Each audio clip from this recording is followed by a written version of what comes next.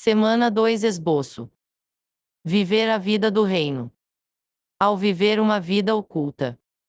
Leitura bíblica, Is 45, 15, 37, 31, Mateus 6, 2 ao 4, 5-15, 16-18, 14, 22-23, SL 42, 7, CT 4 horas e 12 minutos.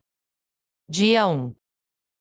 Precisamos aprender com o exemplo do Senhor vivendo uma vida oculta ao subir ao monte sozinho para orar. Mateus 14, 23, cf. Lucas 6, 12. O Senhor não permaneceu no resultado do milagre com as multidões, o milagre de alimentar 5.000 homens, além das mulheres e crianças, mas afastou-se dela sozinho para estar com o Pai no monte em oração. Mateus 14, 14 ao 23. O Senhor compeliu os discípulos a deixá-lo, a fim de que ele tivesse mais tempo de orar sozinho ao Pai. VV 22-23. Ele precisava orar sozinho ao seu Pai que estava nos céus, para ser um com o Pai e ter o Pai com ele em tudo o que fizesse na terra para o estabelecimento do reino dos céus.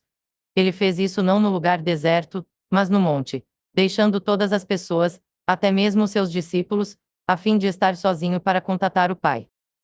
Devemos apreciar 3 frases: estar com o Pai, no monte, e em oração. Orar com outros é bom, mas frequentemente precisamos orar sozinhos. Quando oramos com outros, não conseguimos desfrutar o Senhor tão profundamente como quando oramos ao Senhor sozinhos. Até mesmo o Senhor Jesus nos disse que quando oramos, devemos fechar a nossa porta em secreto e orar ao Pai que vê em secreto. Mateus 6,6. Então, temos a sensação de quão íntimo Ele é a nós e quão próximos somos dele. Temos de aprender a deixar as multidões, nossa família, nossos amigos e os santos na igreja para ir a um nível mais elevado num alto monte. Temos de chegar a um nível mais elevado, separados da multidão e das coisas mundanas, para estar sozinhos com o Pai e secretamente ter comunhão íntima com Ele. Dia 2. O princípio do povo do reino é que eles vivem uma vida oculta, não fazendo seus atos de justiça diante dos homens, atos como ofertar. Mateus 6, 2 ao 4, orar. VV 5-15 e jejuar. VV 16-18. Quanto às 3 ilustrações, o Senhor usou as palavras segredo e secreto. VV 4, 6, 18. Nosso Pai está em secreto, e Ele vê em secreto. O povo do reino, como filhos do Pai Celestial, deve viver na presença secreta e oculta do Pai e se importar com ela. Ao povo do reino, que vive num espírito esvaziado e humilde e anda num coração puro e singelo sob o governo celestial do reino, não é permitido fazer nada na carne para o louvor dos homens, mas deve fazer tudo no espírito para agradar o seu Pai Celestial. Mateus 5, 3, 8. O efeito de fazer nossos atos de justiça em secreto é que a carne e o ego são aniquilados. Se não for permitido às pessoas na sociedade e até mesmo no cristianismo degradado demonstrar suas boas obras, elas não as farão. O ego ama ser glorificado e a carne ama ser observada. Os santos que crescem abertamente não crescem de maneira saudável. Todos precisamos de certo crescimento em vida, certas experiências secretas de Cristo. Precisamos orar ao Senhor, adorá-lo, contatá-lo e ter comunhão com Ele secretamente. Dia 3. Devemos orar muito, mas não deixar que os outros saibam o quanto oramos. Se oramos todos os dias sem dizer aos outros ou deixar que eles saibam disso, significa que somos saudáveis e que estamos crescendo. O povo do reino deve ter certa experiência de oração em seu aposento íntimo, contatando seu Pai Celestial em secreto, experimentando certo desfrute secreto do Pai e recebendo certa resposta secreta dele. 6 horas e 6 minutos. Toda vez que nos exibimos em nossos atos de justiça, não somos saudáveis. Essa exibição dificulta grandemente nosso crescimento em vida. Nossa vida humana ama aparecer, exibir-se publicamente, mas a vida de Deus é sempre oculta. Um hipócrita é alguém que tem uma manifestação exterior sem ter nada interiormente. Em nossa vida natural, jamais conseguimos praticar viver uma vida oculta em secreto. Isso só é possível na vida divina, a vida que não desfruta aparecer. Se somos sérios a respeito de ser o povo do reino, devemos aprender a viver pela vida oculta do nosso Pai. O universo indica que Deus é oculto, que Deus é secreto. Se amarmos os outros com o amor de Deus, esse amor sempre permanecerá oculto. Dia 4. Verdadeiramente, tu és um Deus que te escondes, ó Deus de Israel, os Salvadores 45, 15-21. Os crentes podem conhecer Deus como o Todo-Poderoso, o Justo, aquele cheio de graça e compaixão. Mas, como aquele que se esconde, ele é desconhecido por eles. Deus faz coisas incontáveis no meio do seu povo e coisas incontáveis na vida pessoal deles. Contudo, ele se oculta. Deus gosta da ocultação, e nós gostamos de aparecer. Deus não deseja manifestações exteriores. Mas nós não ficamos satisfeitos sem elas. Deus obviamente estava com Elias no Monte Carmelo. Mas quando ele ocultou sua presença visível, Elias não conseguiu suportar um RS 19, 9-18.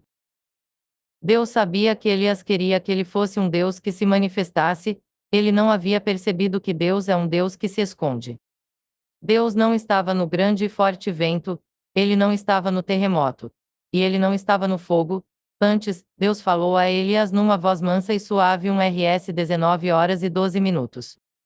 O fato de Deus ter falado a Elias numa voz mansa e suave indica que ele estava introduzindo Elias na era neotestamentária, na qual Deus fala ao seu povo não pelo trovejar, mas sim mansa e suavemente cf. Elias disse a Deus que ele era o único fiel que restou. Mas Deus muito suavemente respondeu a Elias, dizendo que ele havia conservado para si 7.000 homens que não dobraram os joelhos a Baal, um RS 19, 18, cf. RM 11, 2-5. Elias havia considerado a situação somente com o que ele conseguia ver. Mas Deus é um Deus que se esconde. Ele havia secretamente conservado para si 7.000 vencedores que não dobraram os joelhos a Baal. A atividade de Deus era tão oculta que nem mesmo o profeta Elias sabia de nada a respeito. As Escrituras revelam que Deus tem o tipo de temperamento que não gosta de ostentação, ele gosta de trabalhar secretamente em vez de abertamente. Mateus 17, 1-9, João 20, 14-17, Lucas 24, 13-37, João 20, 24-29, Is 39, 2-8. A quem, não tendo visto, amais, no qual, não vendo agora, mas crendo, exultais com alegria indizível e cheia de glória, é uma maravilha e um mistério que os crentes amem alguém que eles não viram 1 hora e 8 minutos. Desde a ressurreição do Senhor, a disciplina principal para os seus seguidores tem sido conhecê-lo como um Deus que se esconde. Dia 5. Salmo 42, 7 diz: um abismo chama outro abismo. Outros podem responder profundamente apenas aquilo que vem profundamente do nosso interior.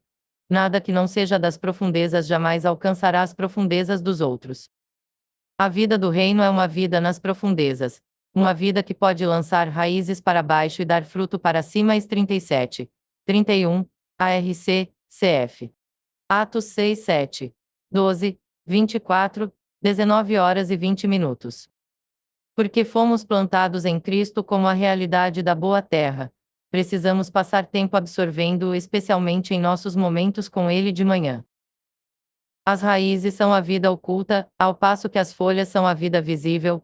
O problema com muitos cristãos é que, enquanto há muita vida aparente, há pouquíssima vida secreta, em outras palavras, a falta de uma vida oculta. Se todas as suas experiências são evidentes, então todo o seu crescimento é para cima. Não há crescimento para baixo. Se esse é o caso, você é alguém que tem somente folhas, sem raiz, e está em solo superficial. O cristão que desfila todas as suas virtudes diante dos homens e que não tem nada na profundeza do seu ser não tem raiz, ele não conseguirá ficar de pé no dia da provação e tentação. Que Deus trabalhe em nós para que lancemos raízes para baixo. Mateus 13, 20-21, Lucas 8, 13. Dia 6. Paulo foi arrebatado ao terceiro céu e arrebatado ao paraíso. Mas ele só divulgou essa experiência 14 anos depois. As raízes de Paulo eram profundas no solo. Se queremos ter a obra de Paulo, então precisamos ter a raiz de Paulo. Se queremos ter a conduta exterior de Paulo, então precisamos ter a vida interior de Paulo. Se queremos ter o poder evidente de Paulo, então precisamos ter a experiência secreta de Paulo. Não ter raiz é estar sem nenhum tesouro oculto. é estar sem nenhuma vida oculta ou experiências ocultas, é essencial que algumas das nossas experiências permaneçam cobertas, descobrir tudo é perder tudo cf. Is 39. 2-8.